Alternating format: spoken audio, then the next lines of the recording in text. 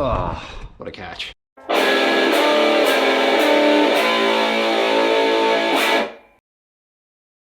Oh, bloody righty. Chev is in position. It's cold. I'm rugged up. Okay, so next step is heading over to this thing.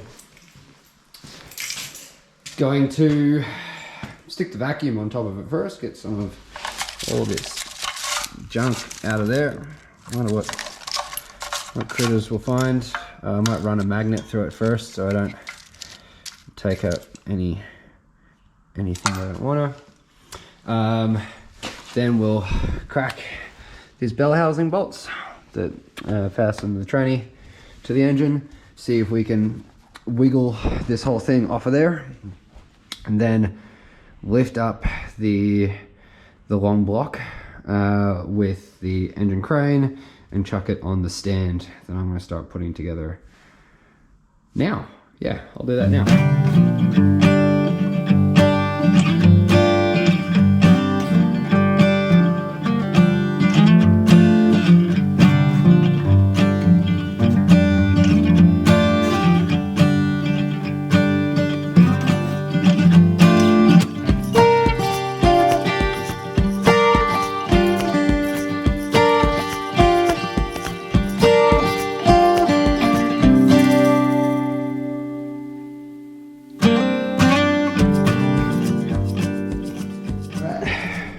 Stand is 90% complete.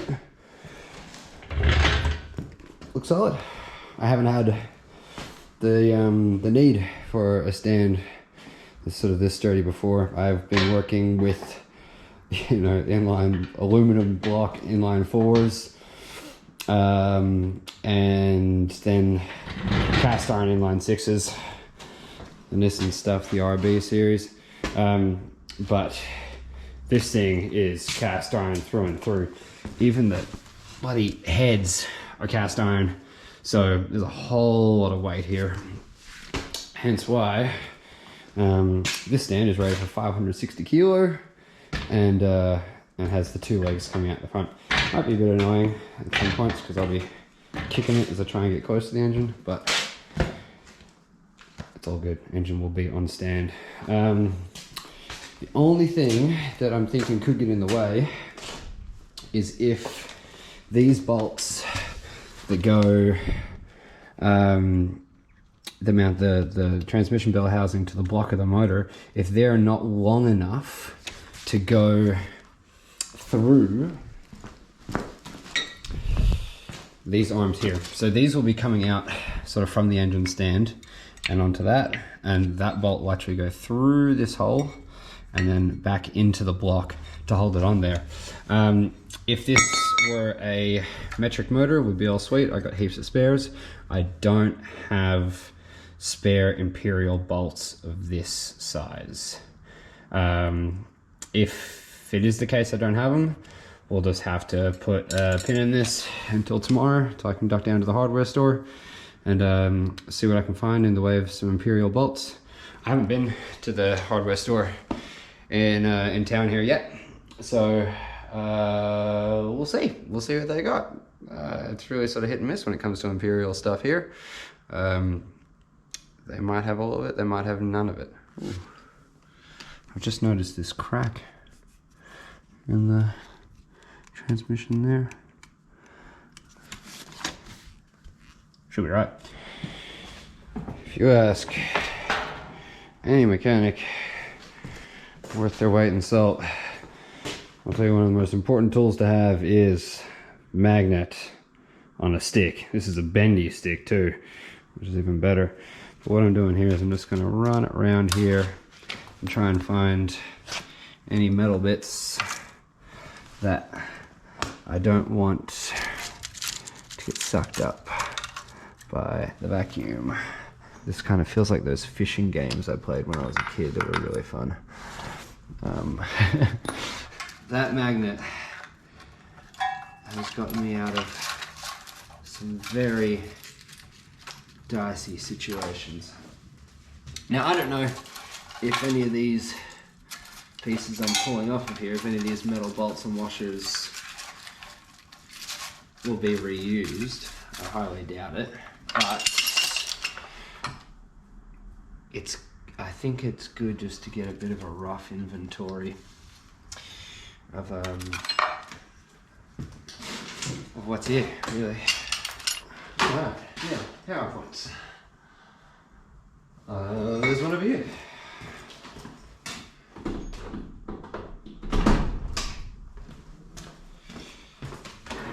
Does it work? No. Should I turn it on? Probably.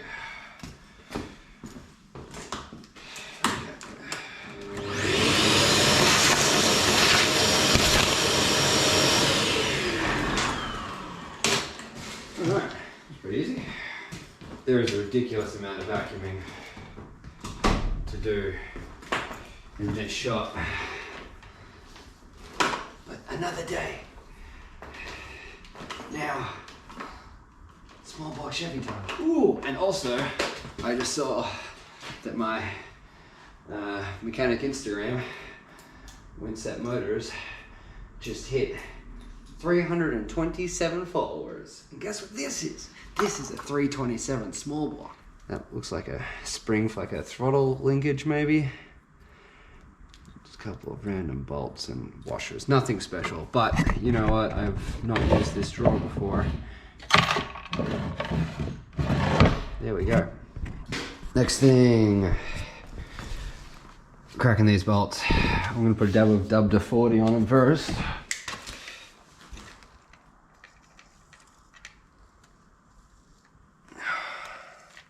WD-40 on a stick is also pretty amazing.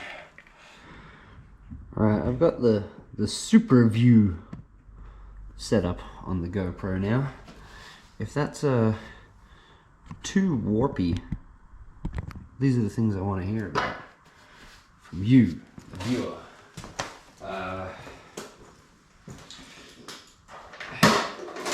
I have watched a substantial amount of automotive YouTube in my time, but perhaps you haven't. Maybe you can bring something else to the table. Keep looking around, well, keep grabbing at tools that are metric. I think I need to have like a metric and imperial station up here. Alright, let's figure out what these bolts are. Okay, I'm pretty good at my guessing when it comes to metric stuff. Not so good when it comes to imperial, but I'm gonna guess that is a 5/8. Nope. 9/16. Yep. Alright. I'm gonna do I've lost my solid bar that goes in my ratchet set that you can put a bit of behind, because I think that these are going to take a bit of to get them off, but that's alright. I can use an adapter and use this big thing. Alrighty, let's see how this goes. Ooh, okay, nice, it's not too bad.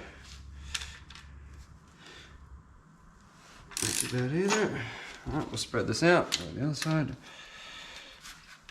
Oh, way too easy. Yep. Sweet. Alright, now I'm guessing there are more underneath that I haven't seen yet. Oh great, now I've lost another thing. Where's my light? Ugh. What else have we got under here? Oh, it doesn't look like there's any fastenings down the bottom. There's like a screw here that goes to the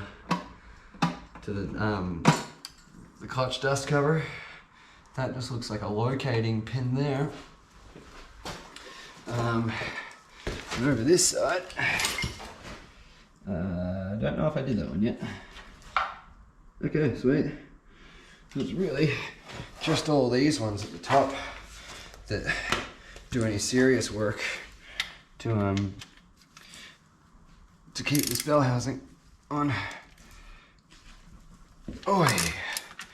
Okay, now with all these backed off, I'm not going to go the full way. I'm just going to bring them out 2 mil or something. Sorry, Imperial guys. I'll put up a conversion for how much 2 mil is. Oh, you can already see it cracking. Look at that. See that little gap there? That is what we want to see. Wait, if I can turn on my screen, then I can see what you see. That little gap there, that probably looks really insignificant to you now. That is exactly what we want. Means the transmission's starting to fall back. All right, I'm gonna grab the impact, zip those out. Where's beep impact? How do I do it?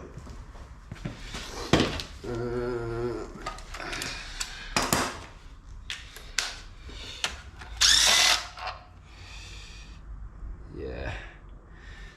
It's like chunky the threads on the Imperial stuff is. Oh, and also those bolts are definitely not long enough to hang the motor from, so I'm gonna have to go out and get new bolts before we can put this thing up on the stand, but that can be done tomorrow. It is a fresh day, working on the Impala. Hey, Bunnings had some nice long Imperial bolts. Focus. All right, you get the idea. That should work out pretty sweet. I think they'll get some good purchase into there. If they're too long, I got a bunch of washers, so we can sort of space it out, because we don't want that bottoming out in that threaded hole there. Okie dokie. So first step is going to be to, I'm going to lift up the engine a little bit, and then we'll get the crane out, the engine crane, lift the engine up a little bit, sort of wriggle the gearbox off the back of it. So sort of shimmy it off there. And then once we get this up a little bit, I'll just take this sort of spider section of the engine stand and fasten it to the back of the engine and see what kind of bolt configuration we're going to go with to get it securely on there. All right, I'll chuck these on the stand for a bit. Got the engine crane in position. And just gonna start lifting up, really.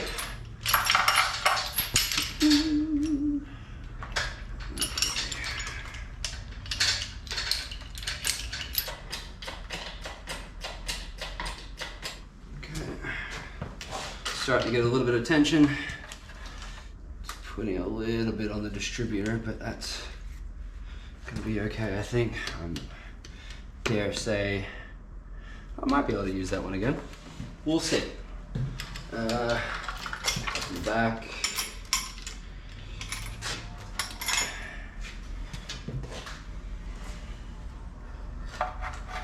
Now the thing is with this cradle on here, I can actually change where along this the engine crane's pulling up from.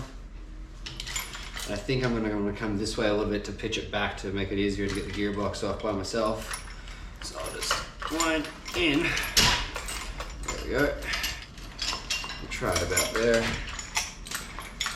And that all looks fairly good. Right.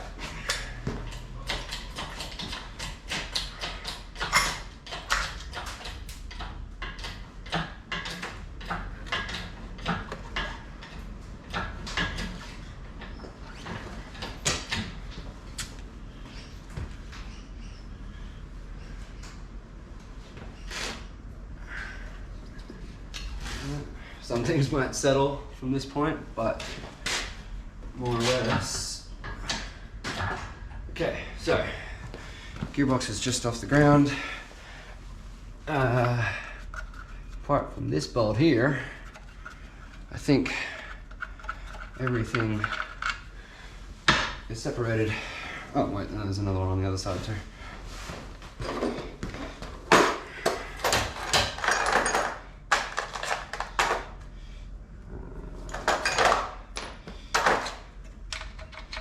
Well, I'm not there yet with my guessing an Imperial.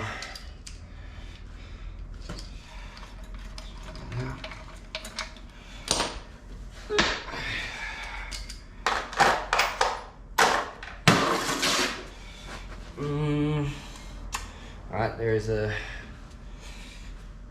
screw that goes in there. You can just see the head of that screw that goes through the flex plate and then into the bell housing.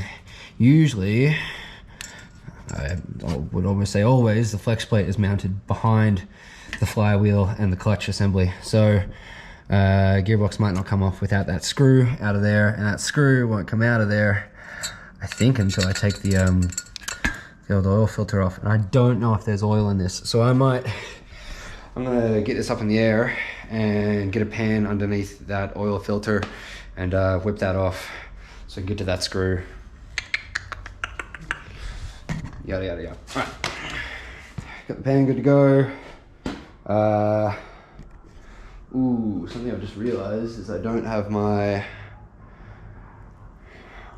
any of my tools for pulling oil filters, but you know, the old hammering a screwdriver through the side of it as a purchase point might be the way to go. I got some multi grips. We'll get it off.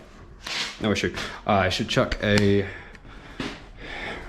gonna put a couple of bolts in here to, I was in my face. Put a couple of bolts in here just to hold the gearbox, give it some support so it's not all being held on by the little screw through the flex plate.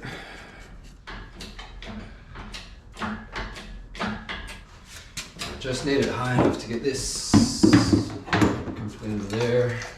Might get that exhaust. Oh, they have rusted on. Okay, let's see if. Oh, no, I'm not going to get lucky on this one. No. I was going to be quite surprised if I got lucky in being able to do that one by hand. I'm going to whip these off so I can get this exhaust pipe off there. Alright, what's my guess on what this bolt is?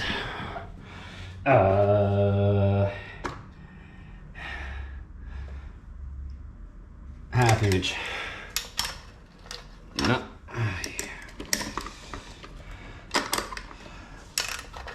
9/16. Alright, it's got all three on there.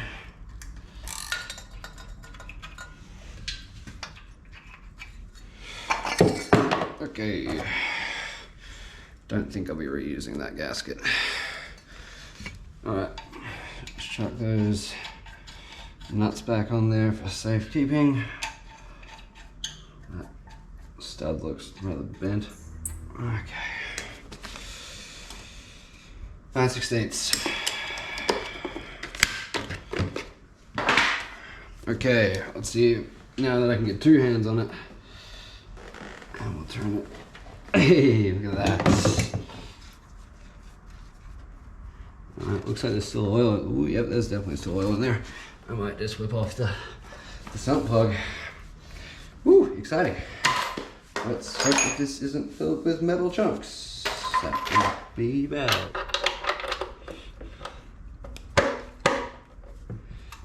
There we go.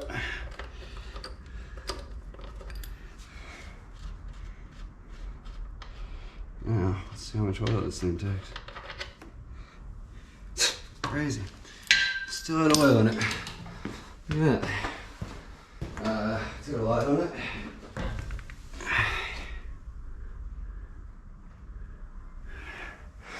There's a little bit of sheen to it. Seems sort of like little glittery patches. But for the most part, it's looking really well, you know. Who knows how long this oil's been sitting in here, but there's no water in it. That's nice to see. Just that little bit of glitteriness there, but that looks just fine. Just fine, I reckon. Let's get the oil filter off, get my hands covered. Stuff it. Oh, great. Oh, this is fantastic. Yep, that's a good bath. All right, sweet. Awesome. Yay. A method of sort of seeing how your engine's going internally is to sort of cut open the sides of your oil filter, and then you can actually have a look at the filter element in there, shine a light on it and see if there's any metal particles in there. But because we're going to be opening up this motor the whole way anyway, I don't need to sort of look at this to see if there's any damage inside there, because we'll be seeing it soon anyway. All right, that's still draining out a little bit. I'm going to pop this in the bin. Cool, so I'll just chuck the sump plug back in there for now, so I don't get any more drips. Oh, there's two screws. There's one there, one there. I do believe they're both, yeah, both flathead screws. All right.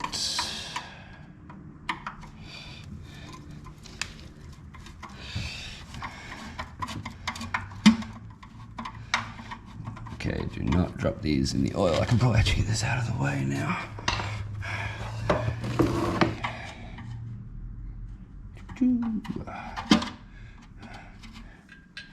And I'm guessing that there'll be something similar if we come for an Explorer on the other side.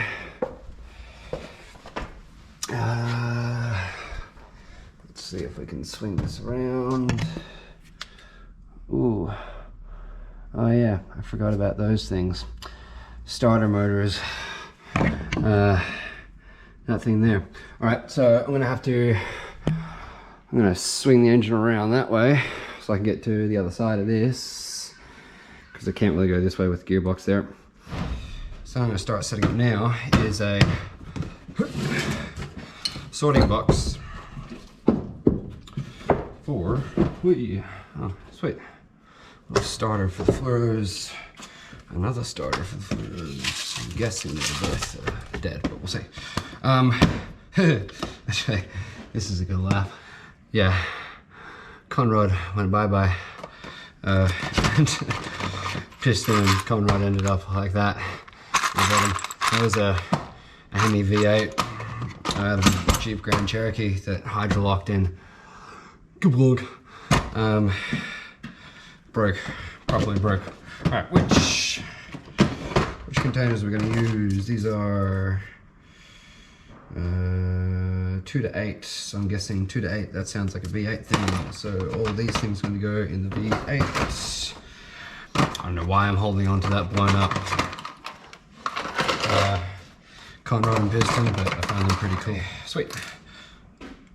Sorted.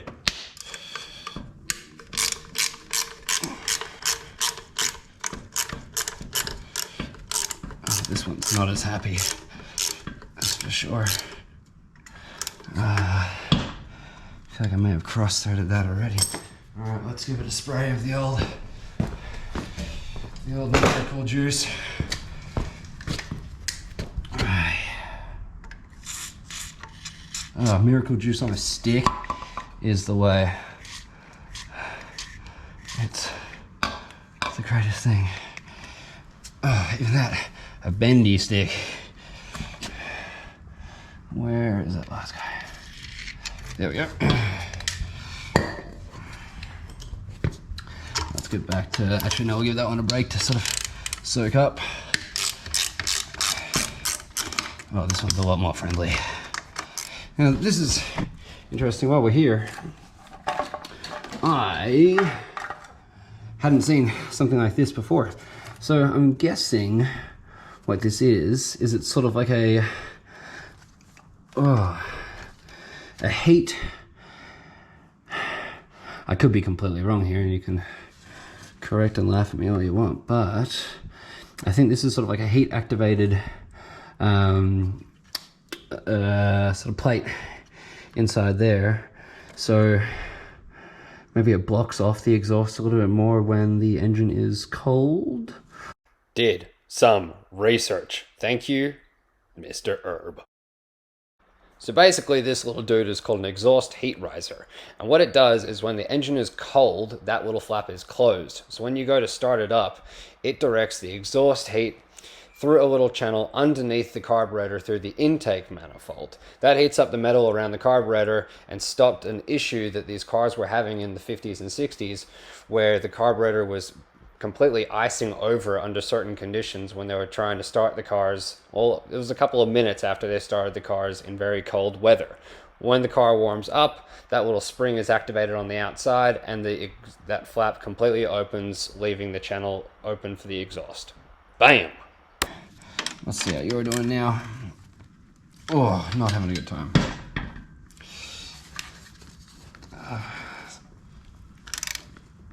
Oh, that thing is seized on there.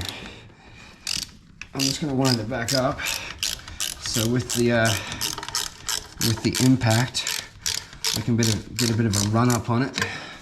I should hopefully be able to get an impact on there. I do not, as of yet, have Imperial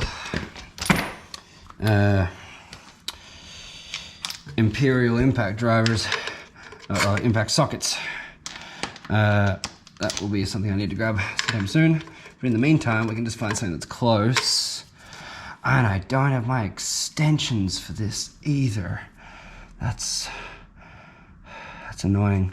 Maybe if I can get that back one off, I can sort of move this out of the way. See if this rear one's gonna be friendly.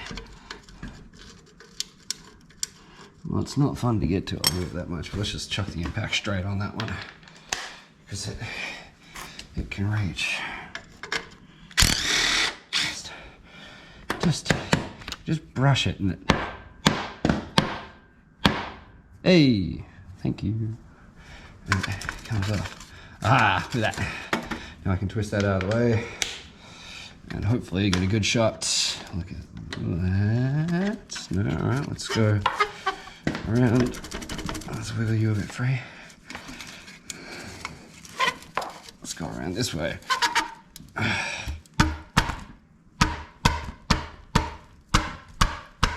There we go. Okay. That looks like a good, clear shot.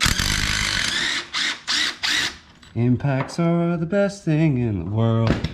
Okay. All right, let's have a look at this. Well, look.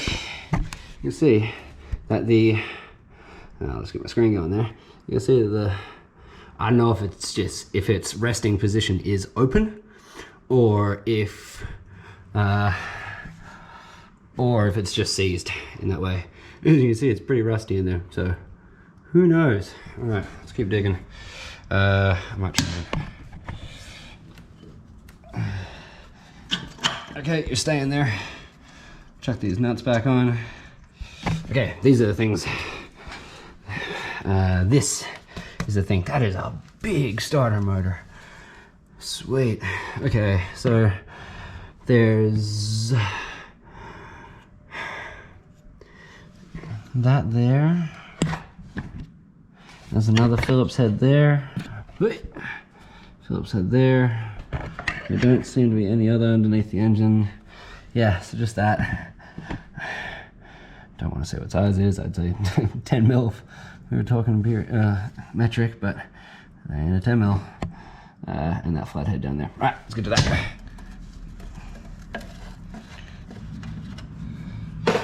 Okay. And we'll chuck a ring spanner on that. I'm gonna guess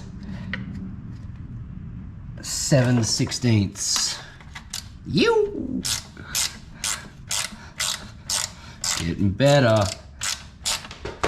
Okay, we're gonna go up.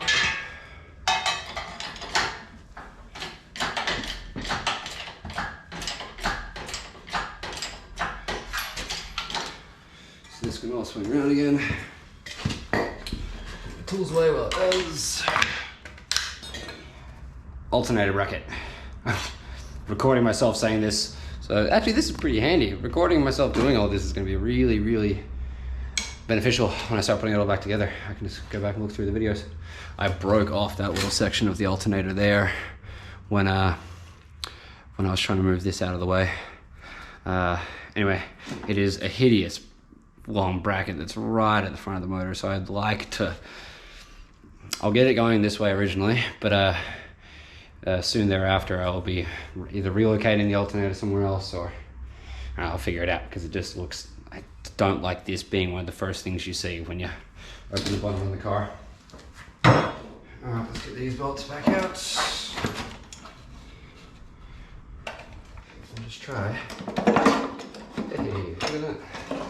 Wriggling it off. So everything's still attached. I've got, no, it looks pretty free. Alright, I'm going to go down just a little bit further.